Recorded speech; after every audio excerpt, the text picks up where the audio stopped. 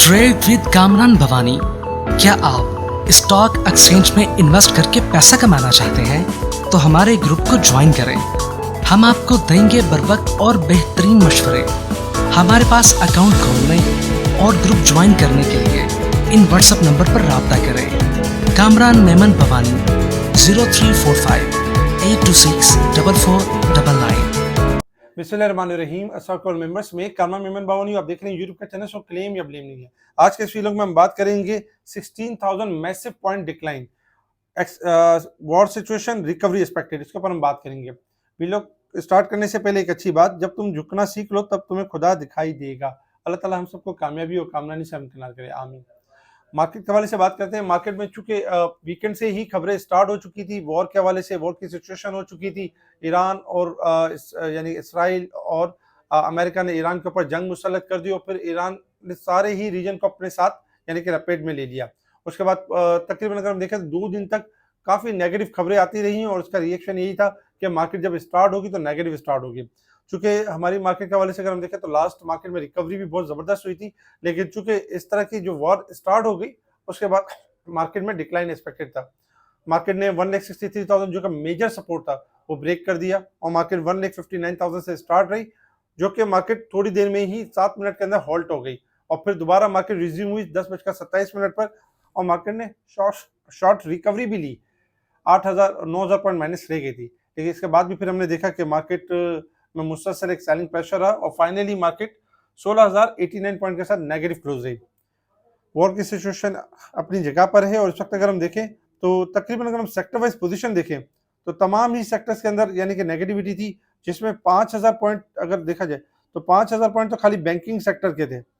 इसके अलावा 2192 point fertiliser के, 1715 पॉइंट ऑयल एंड गैस के, सीमेंट के, 1428 point investment bank, power generation और बाकी के भी पॉइंट से। लेकिन मेजर अगर हम देखें 7-8 हज़ार पॉइंट, तकरीबन 8, साढ़े 8, 9,000 पॉइंट यानी इन्हीं के ही थे। Commercial bank, fertiliser, oil and gas, cement sectors इन्हीं के ही थे। इसी वजह से मार्केट के अंदर एक डिजास्टर था। अगर हम कंपनी वाइज देखें तो कंपनी वाइज भी एफएफसी के 1500-1600 पॉइंट एफएफसी के थे, यूबीएल के 1300 पॉइंट, एंग्रो होल्डिंग, आपको मिजान बैंक, ओजीडीसी, एचबीएल, इन तमाम के नेगेटिव पॉइंट थे।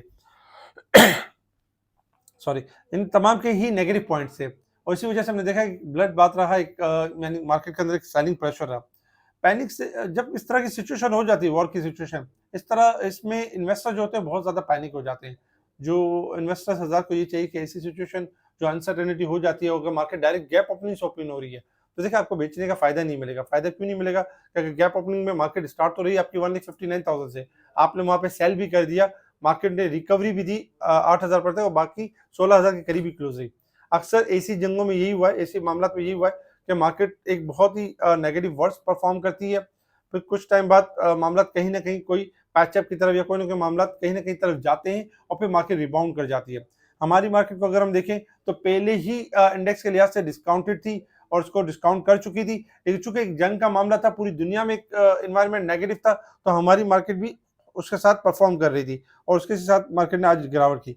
अगर हम बाकी मार्केट्स को भी देखें तो बाकी मार्केट में गिरावट रही, लेकिन रिकवरी फौरन हो गई, जिसमें सऊदी अरब था, रिकवरी ले ली, 1.2% पे नेगेटिव क्लोज रही। इजिप्ट ने रिकवरी ली, 5.8 से स्टार्ट रही और 3.90 के करीब रिकवरी हुई और बाकी भी मार्केट्स ने रिकवरी दिखाई।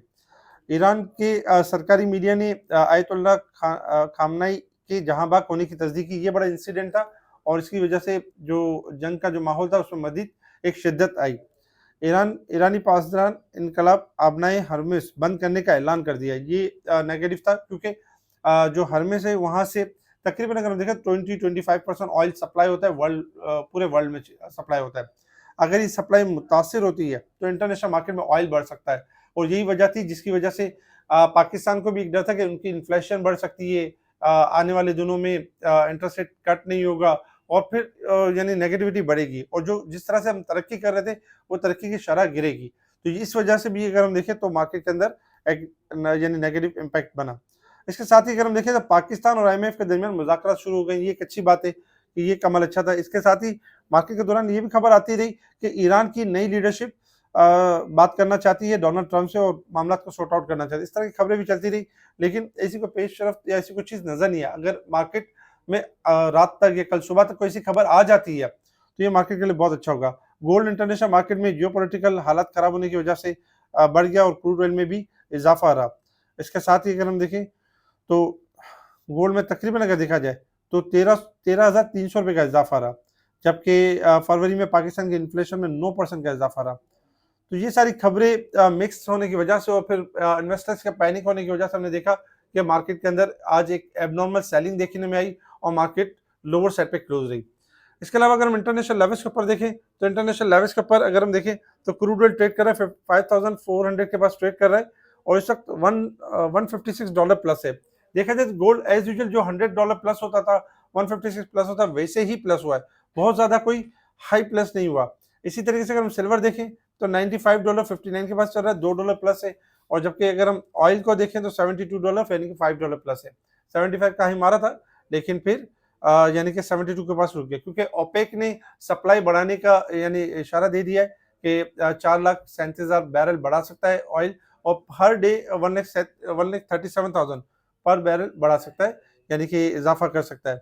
इसके साथ साथ सप्लाई में इजाफा जो है वो ऑयल को रुका जा रहा है ताकि दुनिया भर की जो मईशत है वो खराब ना हो और मामला बेहतरी की तरफ आए और मामला यानी कि रुके। तो बेसिकली अगर हम देखें तो इंटरनेशनल लेवल्स पे भी इस वक्त गोल्ड सिल्वर हायर लेवल पे परफॉर्म कर रहे हैं, जबकि डॉलर इंडेक्स में मुसलसल इजाफा हो रहा है और ऑयल भी इस वक्त यानी कि हाई साइड पे परफॉर्म कर रहा है। तो एहतियात के साथ ट्रेडिंग करें और कोशिश करें कि इन चीज़ों से अभी फिलहाल अवॉइड करें, क्योंकि इस तरह की चीज़ें अकाउंट को वॉश भी कर देती हैं और आउट कर देती हैं। Resistance level and support level अगर हम देखें मार्केट के हिसाब से तो 11,000 पॉइंट ओवरसोल्ड है वीकली बेसिस पे, और जबकि मंथ और ईयर बेसिस के ऊपर मार्केट अच्छी खासी ओवरसोल्ड के ऊपर यानी परफॉर्म कर रही है। टेक्निकल चार्ट की तरफ आ जाए कि मार्केट ने परफॉर्म किस तरीके से करना है, हमारी स्ट्रेटेजी क्या होगी। देखिए टेक्निकल चार्ट के ऊपर अगर आप देखें तो टेक्निकल चार्ट के ऊपर मार्केट ने 1,63,000 का लेवल ब्रेक किया और इसके बाद मार्केट ने शॉर्ट रिकवरी भी ली, लेकिन मार्केट ज़्यादा देर इस लेवल को सस्टेन नहीं कर सकी। इस वक्त अगर हम देखें तो मार्केट की जो सपोर्ट आ रही है 1,50,000, बहुत सारी छोटी छोटी सपोर्ट्स हैं, 1,50,000 भी है, 1,48,000 भी है, 1,46,000 भी है, मेन सपोर्ट है 1,40,000 यानी कि मार्केट की मेन सपोर्ट है। चूंकि आज मार्केट के अंदर हमने अच्छा खासी एक गिरावट देखी है और अच्छा खासा एक डिक्लाइन देखा है, तो देखिए इस लेवल के ऊपर इस सिचुएशन में हमें करना क्या चाहिए और क्या रिकवरी एक्सपेक्टेड है। जी बिल्कुल दोस्तों, रिकवरी एक्सपेक्टेड है और ऐसे में घबराना नहीं चाहिए। क्या आपको याद नहीं है कि 40,000 के लेवल पर जब मार्केट बिल्कुल यानी कि डिजास्टर थी, उस वक्त जो समा था डिफॉल्ट होने का खतरा था पाकिस्तान का, तब भी मार्केट ने बड़ा अच्छा कमबैक किया और मार्केट ने बाउंस बैक किया। फिर इंडिया पाकिस्तान के अगर हवाले से अगर हम देखें तो बहुत ज्यादा हालात खराब हुए और उसके बाद फिर मार्केट के अंदर हमने सडनली देखा कि 10,000 पॉइंट और फिर हॉट लगा ऊपर का और फिर इसके बाद 5,000 पॉइंट मजीद इजाफा हुआ। इसी तरीके से अगर हम देखें तो ईरान और इसराइल का मामला हुआ, उसके उस वक्त भी मार्केट ने डिक्लाइन लिया और उसके बाद मार्केट ने शार्प रिकवरी दिखाई 25 से 30,000 पॉइंट की। इस वक्त हमारी सिचुएशन ये कि इस वक्त अगर हम देखें इंडेक्स के हवाले से देखें या स्टॉक के प्राइस के हिसाब से देखें तो मार्केट नो डाउट अच्छा खासा मार्केट अपने आपको डिस्काउंट कर चुकी है। हो सकता है कि मार्केट 5,000 7,000 पॉइंट मजीद डिस्काउंट करे, पॉसिबिलिटी है कि कर सकते हैं, क्योंकि खबर ऐसी आ जाती है, क्योंकि जंग का माहौल चल रहा है, कोई ऐसी खबर आ जाती है तो 5-7,000 पॉइंट और डिक्लाइन करे। लेकिन ऐसी सिचुएशन में चूंकि हम जब अगर देखें तो तकरीबन 70% 80% पोर्टफोलियो डाउन हो चुका है, तो बेहतर तो यही है कि इस लेवल पे सेल करने के बजाय पोजीशन को होल्ड रखें, पैनिक में ना आए, प्रेशर में ना आए। वक्ती तौर पे अगर हम देखें फ्लोटिंग लॉस जरूर चल रहा है आपके पोर्टफोलियो के अंदर, लेकिन ये फ्लोटिंग लॉस आपका प्रॉफिट में भी कन्वर्ट हो जाएगा और ये फ्लोटिंग लॉस कवर भी हो जाएगा, क्योंकि मार्केट में अगर तारीख गवाह इस बात की कि मार्केट बार बार रिकवर हुई है। तो कोशिश ये करें कि होल्ड विद करेज करें, पैनिक ना करें। आपके पास अगर फंड्स अवेलेबल हो तो 20% आप यानी कि अपने शेयर्स की एवरेज कर सकते हैं मजीद डिप के ऊपर, और आने वाले दिनों के अंदर जहां मार्केट थोड़ा सा स्टेबल होगी, तेजी से ये चीजें सारी रिकवर भी कर जाएंगी। लिवरेज एंड फ्यूचर पे जो काम करते हैं उन हजरात से यही कि अपनी पोजीशन को स्क्वायर ऑफ करें, अवॉइड करें लिवरेज एंड फ्यूचर, उस पर काम ना करें। हमारी मार्केट ओवरसोल्ड है और हमारी मार्केट अच्छी खासी गिरावट की तरफ है और ज्यादा मार्केट ने जो है वो करेक्शन दिखाई है। इंशाल्लाह एक्सपेक्टेड यही है कि मार्केट बेहतर तरीके से रिबाउंड भी कर जाएंगी, लेकिन इस वक्त समझदारी यही है कि अपने पोर्टफोलियो को टाइटली होल्ड कर लें और उनको लोअर साइड पे सेल ना करें।